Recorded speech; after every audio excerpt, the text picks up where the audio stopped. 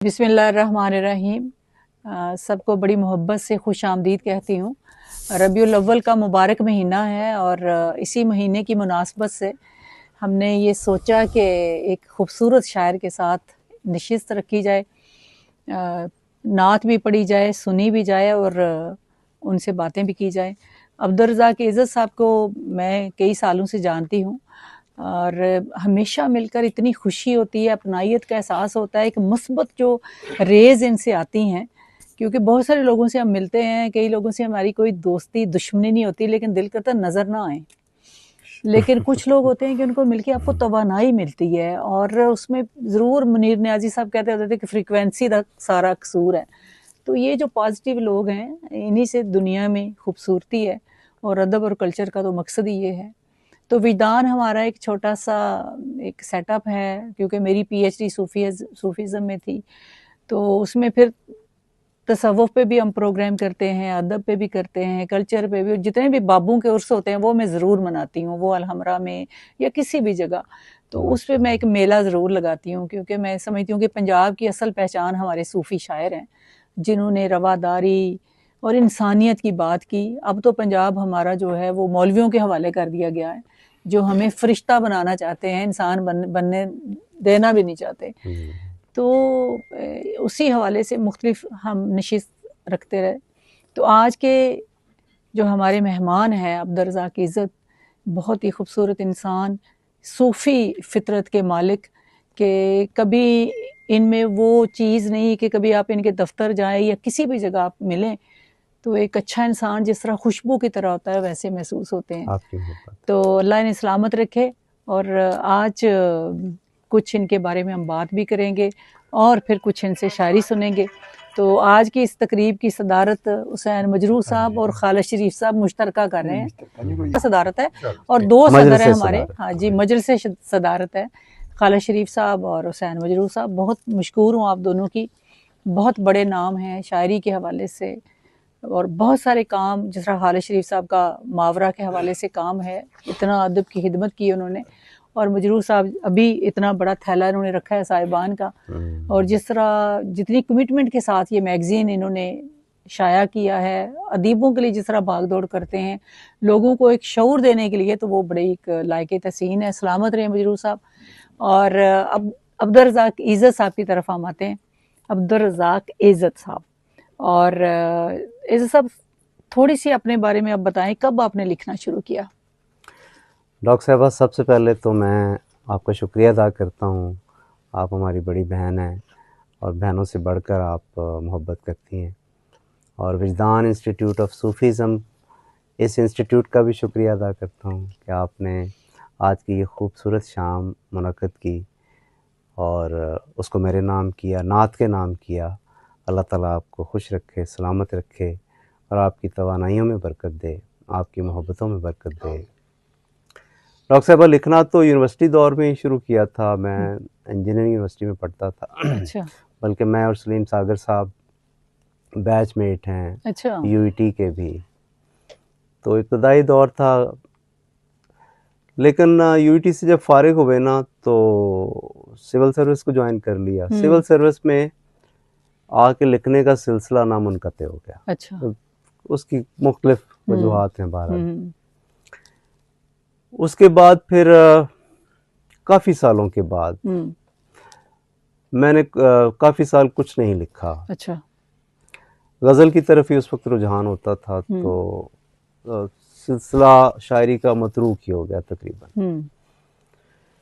फिर ये नात की तरफ रुझान बस खुद ब खुद ही बन गया। ऐसे हुआ कि एक नात कही और कहीं पर सुनाई, वहाँ पर बड़ी पजीराई मिली। फिर वो मेरे बड़े भाई हैं, वो हज़रत वासिफ़ अली वासिफ़ साहब के साथ अटैच रहे। अच्छा। वो वासिफ़ ख़याल के नाम से शुमारा भी शाया करते हैं। डॉक्टर अज़हर वहीद साहब और मोहम्मद यूसुफ वासफ़ी। अच्छा, माशा। तो उन्होंने बाकायदा तौर पे वो महफ़िले नात मुनक़्क़द करते हैं, तो वहाँ पे मेरी हाज़िरी होती रही। उसके बाद तारिक साहब ने एक हमारा जो शोरा है ना, सिविल सर्विस के। उनका एक ग्रुप बनाया सर की सरबराही में, डॉक्टर सुहेल अनवर साहब की सरबराही में। माशाल्लाह। तो बज़्म दोस्तां के नाम से एक ग्रुप हमने बना लिया। इसके ऑन एंड ऑफ कुछ नशिस्तें होती रहीं। अच्छा।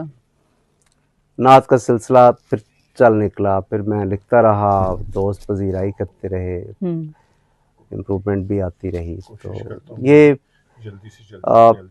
पिछले कोई 4-5 सालों की बात है सर, 4-5 सालों से ये शायरी का सिलसिला दोबारा शुरू किया है। तो अल्हम्दुलिल्लाह अब सिर्फ मैं नात ही लिख रहा हूँ। अच्छा। और यही सिलसिला फिर अब चल रहा है। अहमद सुबहानी आकाश साहब कह रहे थे, बल्कि पिछले दिनों बाकी अहमदपुरी साहब के घर पे एक नशिस्त हुई, तो वहाँ पे उन्होंने बड़ी इज्जत दी और नात सुनी। और तो आकाश साहब अभी बात कर रहे थे कि आप ये करम की बात है, ये जाहिर है कोई ज़ाती इसमें मैं कुछ नहीं कह सकता। ये फिर 2019 में जब मैं हज करने गया ना, तारिक साहब उस वक्त डायरेक्टर हज मदीना थे। अच्छा। तो मैंने ना कदमैन शरीफ में बैठ के अपनी एक नात पढ़ी आंसुओं के साथ। बस उसकी बरकत से फिर ये सिलसिला चल निकला। माशाल्लाह माशाल्लाह, वाह वाह, सुभान अल्लाह, करम हमेशा कहना। वाह वाह। आमीन। और गजल कभी आपने लिखी नहीं? नहीं, गजलें लिखी, पब्लिश भी हुई। अच्छा, लेकिन कम कम। हाँ कम थी, वो ज़ाहिर शायरी का इब्तदाई दौर था, इब्तदाई ही रहा। लेकिन बहरहाल हमारी यूईटी के दौर में ना एक यूईटी के शायरों की किताब आई थी, पहली धूप के 12 रूप। अच्छा। उसमें 12 शोरा थे और उसमें मेरी भी 10 गज़लें शामिल थी। पिछले दिनों नवीद सादिक साहब ने मुझे वो पुरानी किताब, शाहीन अब्बास साहब थे, तौसीफ ख्वाजा, मेरी सलीम सागर और हाँ जी सर। तो किसी को आपने उस्ताद भी किया उस दौर में कि बस? उस्ताद बाकायदा तौर पर तो किसी को नहीं कर सका, क्योंकि वो सिलसिला टूट गया ना, टूट गया। तो फिर मेरे उस्ताद यही सामने ही बैठे। अच्छा। इनसे सीखा। अच्छा। और फिर ये मेरे उस्ताद हैं, जहाँ पे गलती हो जाती है फिर दोस्त अहबाब बताते रहते हैं। बाकी इन असातिज़ा के होते हुए ये सारे उस्ताद हैं, जाहिर बात है। अच्छा, मैं समझती हूँ आजकल डॉक्टर साहब उस्ताद की बात करें तो एक लोग अजीब सा तासर लेते हैं। तो पहले दौर में तो उस्ताद के बगैर कोई बंदा पढ़ता ही नहीं था, और इतनी देर हो जाती थी, लोगों की 4-4 किताबें आ जाती थी, इसके बावजूद उस्ताद से मशवरे के बगैर नहीं पढ़ते थे। और मुनीर नियाजी साहब का एक दफ़ा बता रहे थे, खुर्शीद रिजवी साहब, कि उन्होंने जिंदगी भर कभी मुझे दिखाए बगैर चीज नहीं पढ़ी। हाँ जी। तो मेरा ख्याल है कि उस्तादों को मानना चाहिए, अंडरमाइन किया ही नहीं जा सकता। और मशवरा करना, मशवरे से चीजें बेहतर भी होती हैं। इब्तदाई दौर में मैं बिल्कुल इसमें मुझे ये बात बताने में कोई किसी तरह का, मैं चूनिया से ताल्लुक है मेरा। अच्छा। और चूनिया में 2 इकराम आरफी साहब और तजम्मुल कलीम साहब। अच्छा। हाँ बिल्कुल, ये बड़ी शख्सियात थी। तो वहाँ पे मुशायरे मुनक़द होते थे, कभी इकराम आरफी साहब के घर और तजम्मुल कलीम साहब की बैठक में भी बड़े हमने पढ़े मुशायरे।